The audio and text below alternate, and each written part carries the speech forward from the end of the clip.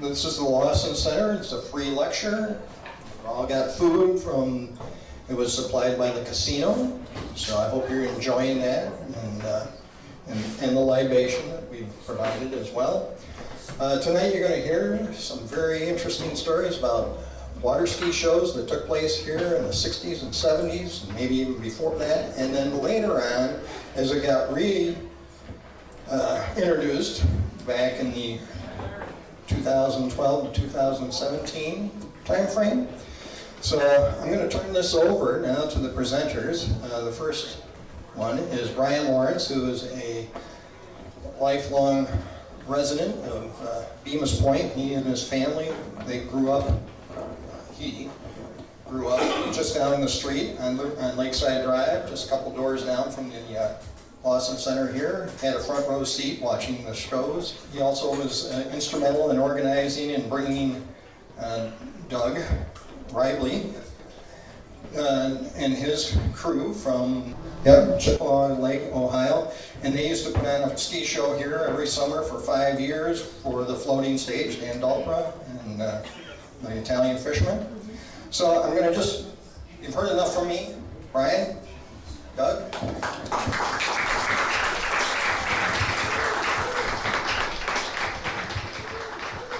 Well, as Max said, I'm going to talk not only about the old ski shows, but also the newer ones we did from 2013 to 2017.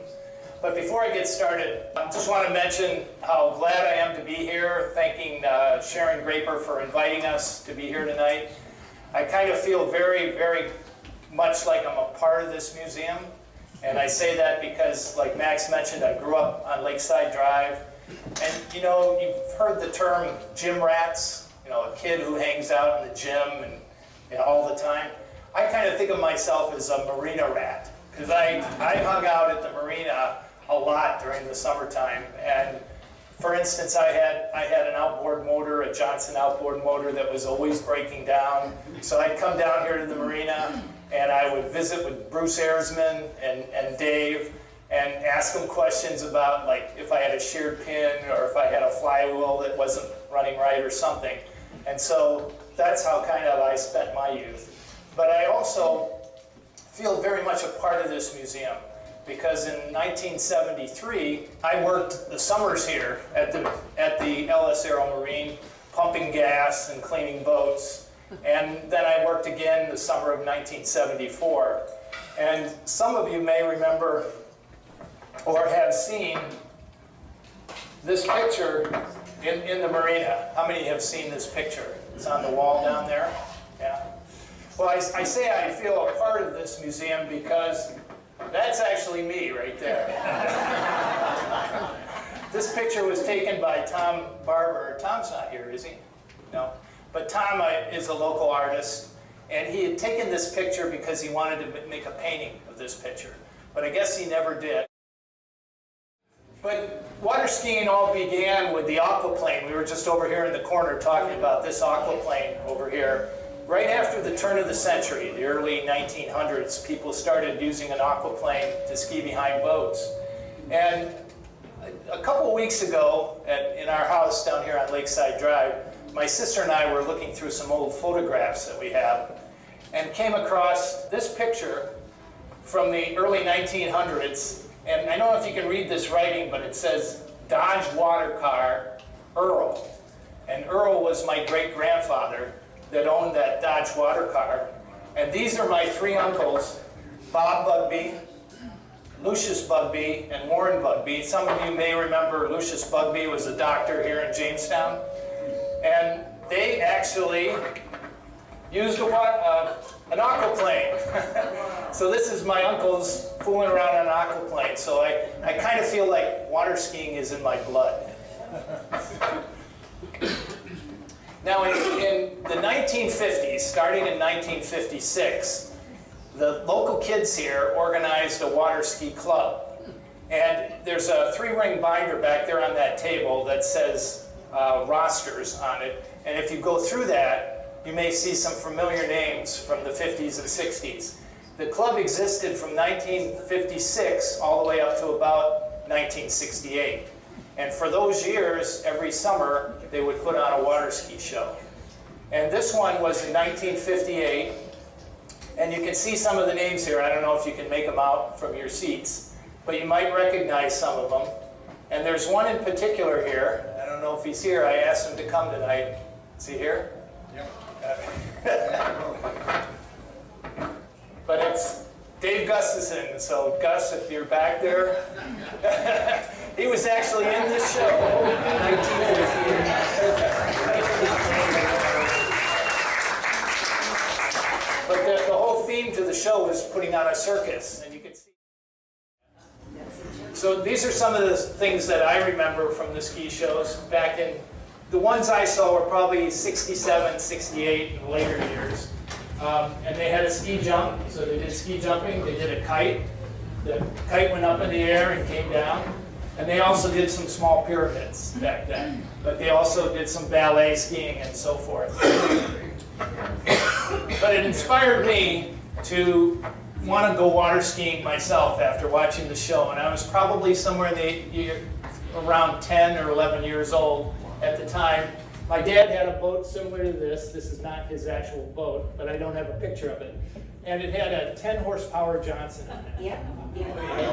And I was just a 11, 10-year-old kid, and I said, I'm going to take this boat out and learn how to water ski. And I grabbed a couple of my buddies, and I grabbed the neighbor's Cypress Gardens water skis.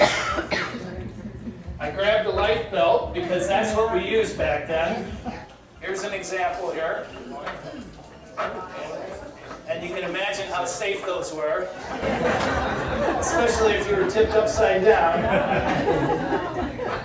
And then I stole my mom's clothesline. And then I tied a stick to it. That's how I learned to water ski. Very first time. And I did get up on skis the very first time I tried. But that was the beginning. I know. Water skiing. And then when I was in high school, I bought a Chris Craft. I actually bought it from the Andersons. They lived on Liberty Street. You know, the house that blew up. That's what I always tell people. That's how they know the Andersons. But I used to ski on a disc. This is not an actual picture of me, but this is what we would do. We would take chairs or we'd take ladders out and we'd put them on the disc, and then we'd spin around and do tricks like that. And that's a disc example over there that's actually in the museum. So that's, you can see how big they were. And then I learned how to barefoot and eventually slalom skiing.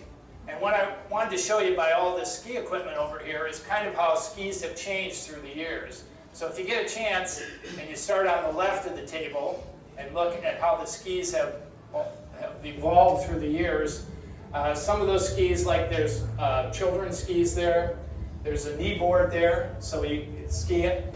There's a Northland Shark here, and I particularly wanted to point out this ski because I really believe this ski was ahead of its time. When they built this ski, you can see the grooves that are in the ski, and it's concave bottom here. Today, most skis have a concave bottom, but they didn't have these grooves. And the whole idea of the grooves was for a guy cutting in the water, the grooves helped him hold the water. This is the first slalom ski that I ever learned how to slalom ski. But most of the time now, when you look out on the lake and you see people on their boats, most of what they're doing today is what's called wake surfing. You see that a lot. And they make a kind of a special kind of boat that takes in ballast to make the boat heavy, and that causes a bigger wake. And then what they do is they start out with a short rope, get up on you can see there's no bindings on this board. You strictly use pressure against the water as you're getting up. And then you let go of the rope and you just use the wave to surf on. And you see that a lot today. There's also a wakeboard over there. The difference with the wakeboard is you have bindings and it's more like skiing. But you get an idea of the variety of types of things you can now do on the water when it comes to water skiing. And so today, it's more, kind of passing it on to future generations. This is my daughter. And this is my granddaughter, who learned to ski about 2 years ago, and she's now skiing and wakeboarding as well. So that kind of leads us up to the ski shows that we presented starting in 2013. But in the summer of 2012, I was talking to Dan Dalpra at the Italian Fisherman, and I said, you know, when I was a kid, they used to have ski shows here, right out in front where your floating stage is. And he looked at me and he said, well, if you can figure it out, I'll do it. So the very next day, I went and Googled water ski shows, and I actually now live in the Cleveland area, Cleveland, Ohio. And wouldn't you know that less than an hour away from me was the Chippewa Lake water ski show team. And so I called them up. I can't remember who I first reached out to and got a hold of, but they said, come on out on a Wednesday night. They do a show every Wednesday night in the little lake where they practice on. And I was hooked. And so I got a chance to talk to them. And of course, the rest is history. So what we did was we invited them out, Dan and Doug, who's right here. Doug's going to talk in a minute. We set up a contract with them. We brought them out. First we had to get some sponsors to help pay for it. And one of the main sponsors was the museum and the boat club that belongs to the museum. And then we had to get New York State approval. I didn't realize this at the time. I didn't realize what I was getting into. But I had to fill out, and I have it listed here, I had to fill out this paperwork with the state in order to figure out whether we had permission or not. And so some of the things I had to do, like I had to find 3 people to volunteer to be our navigational inspectors. So when the ski show was on, they were out in boats patrolling the course and keeping anybody from driving their boat onto the course. So I had to get their names, I had to get all the information about their boats, and I also had to draw a diagram that showed where the water ski show would take place. So that right there is actually Google Maps. And then I drew a square and said, this is where the ski show is going to take place. And was able to get permission from the state in order to do what they called a regatta on Lake Chautauqua. And it also had to get permission from the Chautauqua County Sheriffs to be able to do it as well. And they were very helpful. I mean, when I first checked into it, they were the ones that told me who to talk to, who to call, who to reach out to. So I owe them a great bit of thanks. And then one of the hardest things to do, it took us the longest, was putting buoys out around the perimeter of where the course was going to be. And so I was thinking, I just can't buy all these buoys and put them out on the lake. So I went to Home Depot, and Home Depot has those orange buckets, And I said, now these orange buckets would make good buoys. So I went to the manager of the Home Depot and I said, we're going to do a water ski show in Bemis Point, and we need about a dozen of these buckets to be buoys. And he gave them to me for the show. So once again, I used some clothesline, and I tied it to some concrete blocks. We would go out in our boats before the ski show would start and put these buoys down in the water around where the perimeter of the course would be. And you wouldn't believe how difficult that was, because we would get one buoy in, we would go do the next buoy, and then we'd look back at the other buoys, and all of a sudden it's not where we put it, and we'd have to go move it. And anyway, so that took us a while to get that all figured out. And then I had to get volunteers to be our navigational inspectors, and so Max was one, Andy was one, my cousin Giff was one, my brother Charlie was one. So I just grabbed all these people I could to help me with it. And then we had to get hotel accommodations for the ski team. They had, 25 people? About 25 people on the team. And before the show could take place, we had to set up the ski jump. And they would bring it the day before the show, and they would launch it down at the boat ramp on the other side of the ferry. And then we'd tow it up over here, and if it was a windy day, we had a lot of trouble, but we'd have to get it anchored so it would stay. And then we had to put a light on it, didn't we? Because if it was overnight, it had to have a light on it. And then they also they couldn't just use the floating stage to kind of take off and come back. So they had a barge that they put out on the floating stage, and all the acts would start from the barge, go around the course, and then come back to the barge. And you can imagine, I mean, most of the time when they do shows, they do it from the shore. So they'll ski and then they'll ski right into the shore. So this, they had to ski into the barge, and so we had to put ladders down and sink them down into the mud to get them to stay so that they could climb up onto the barge. As I look back on the shows they used to do in the 50s and 60s, I was thinking to myself, I bet those people didn't have to do all this. I bet they just had to get on their boats and go out and ski. So I just want to finish with showing you a kind of a video of what our ski shows were like back then.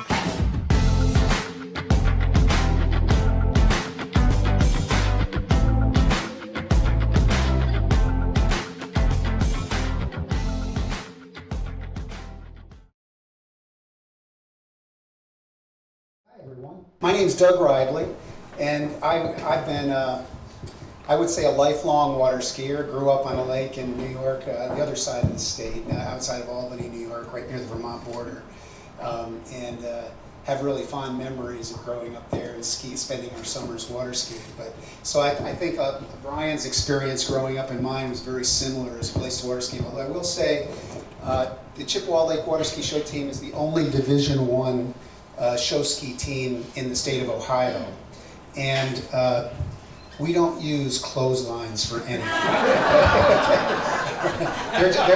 they're just not part of what we use. We use very high-tech ropes and specific lengths and weights and so forth for all the things that we do.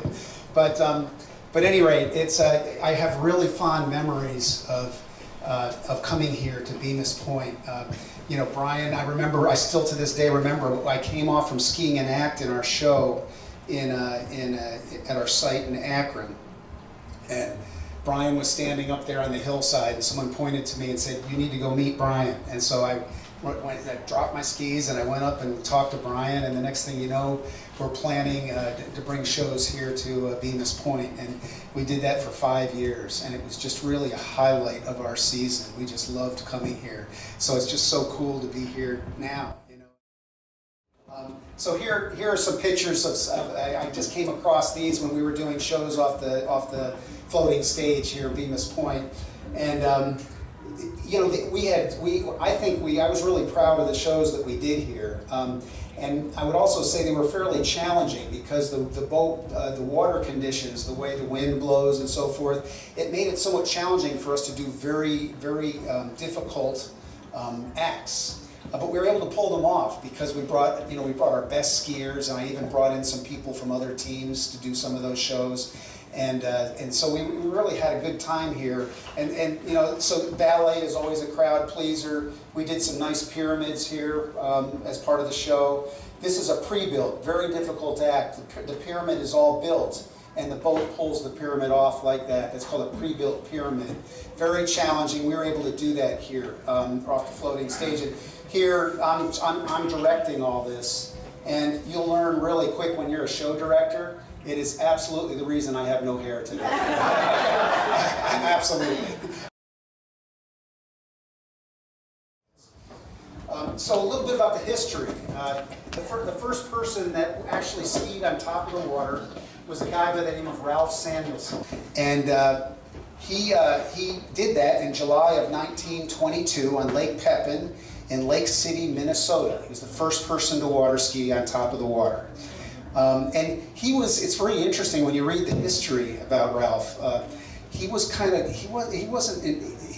embraced with open arms for what he was doing. In fact, in town, he was considered kind of a clown and an attention getter, and they didn't take him seriously. So when he was the first person to do that, there was just, oh yeah, Ralph's doing one of his crazy things again, you know, and no one really thought anything about it.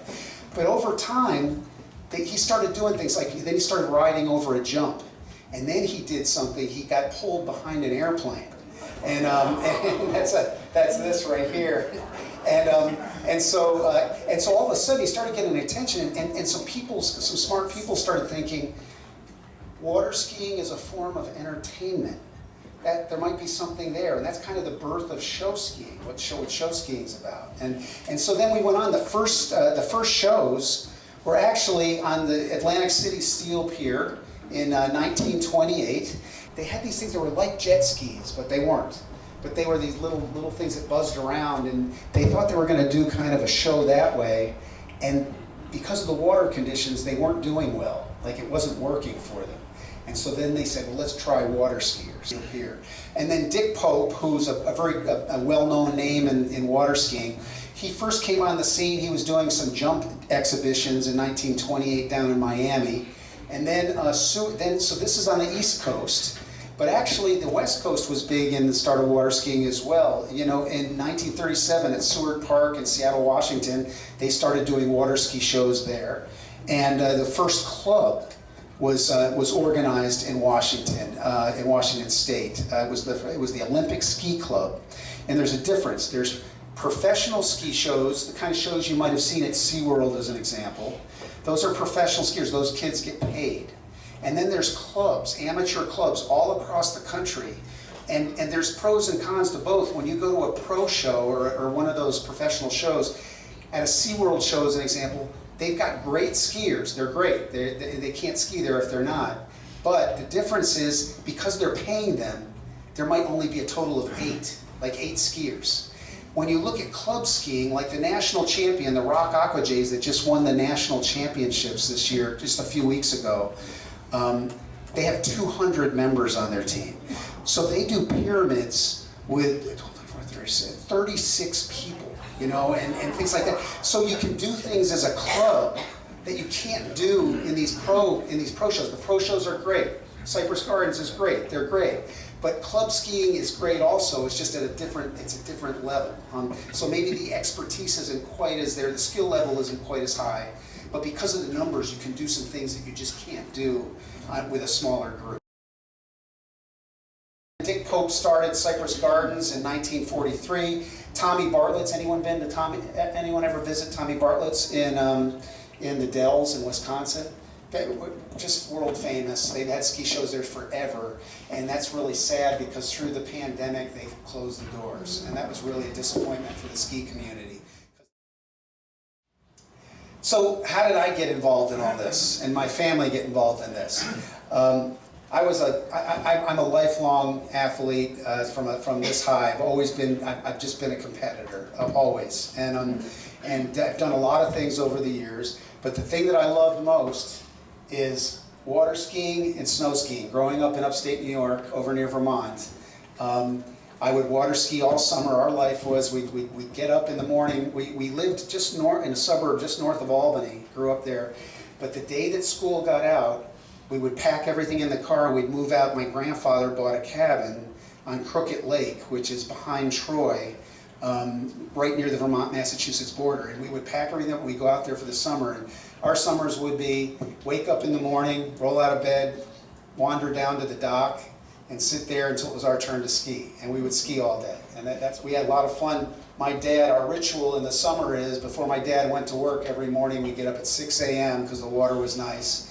And we would go out, and there was a lot of people skiing on our lake, a lot of kids, all the time. Kids were out to water skiing. We kind of competed against each other. And so we had this contest, who could ski on their bare feet the longest. And I think I still have the record. It was 3.5 times around Crooked Lake. I still did it.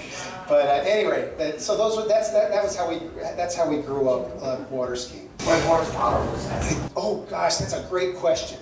That was a 65 horse Johnson. And I'll tell you, that worked great for a while. And then all of a sudden I couldn't barefoot anymore behind it. So what we would do is we'd drive into the cove and make a real sharp turn, and I'd whip out and I'd step off my ski, and then I'd barefoot around the whip until we straightened out, and I'd go 6. What is show skiing? I mean, show skiing really is a Broadway production, handled the same way. I mean, you have actors, you have sound, you have a production, you have a script, you have a stage on land where things are happening and entertaining the crowd. On the water is another stage, where you have ski acts, all the disciplines of water skiing are happening on the water and choreographed with what's going on stage. I'm not aware of any sport out there that is a better family sport, that includes everyone in the family. There's something for everyone to do in the family, and every member of the family can make a significant contribution to the success of the team.